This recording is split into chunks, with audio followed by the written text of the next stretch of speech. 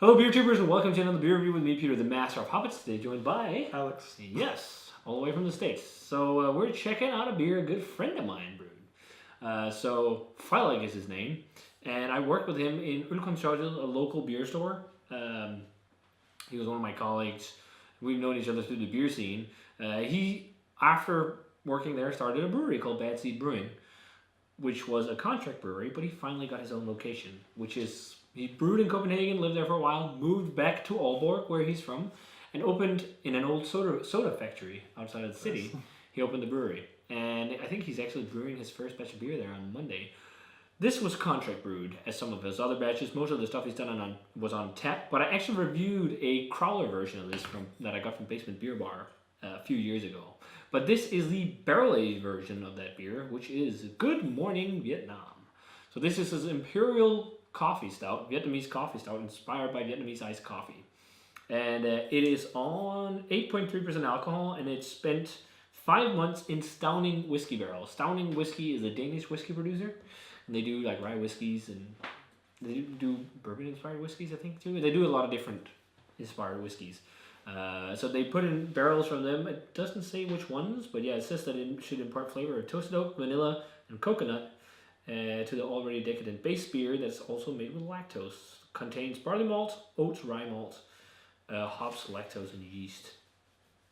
So this will be fun to try. I haven't had Good Morning Vietnam in a long time, and you obviously never had it because it's never been outside of Denmark. But let's check it out. So pour rosé, what would you call that color? Yeah, I mean, definitely not like quite pitch black, right? No. Like the base, I remember as being a bit darker, but the beer usually gets a bit thinned out from the barrel aging as well because of all the booze dripping in there. Pretty off-white head, but lacing's nice too. Yeah, looks nice. Let's check out the aroma. Definitely vanilla. Yeah, that smells like nice, like freshly brewed cold brew. Yeah, cold brew. Actually, yeah, cold brew with vanilla. So this has the Kopi Luwak coffee, I think, right? Oh, actually, he doesn't say. He just say Vietnamese coffee. Okay. So, I don't know which kind of Vietnamese coffee. Oh, there, I got much more of the coffee on that aroma there, on the whiff. A little bit of alcohol. Yeah. But I think that's like the spirit, the whiskey aroma, and then it's kind of sweet, but the whiskey aroma reminds me a little bit of what you kind of find in Scotch. It's like almost like minerally. It's not as sweet as bourbon.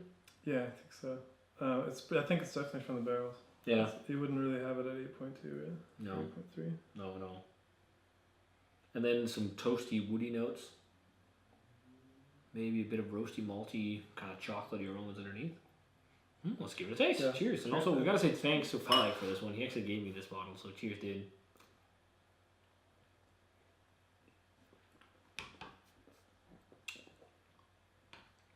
Definitely a whiskey character. Yeah. Very forward on the whiskey character. It's not as thick as the base beer.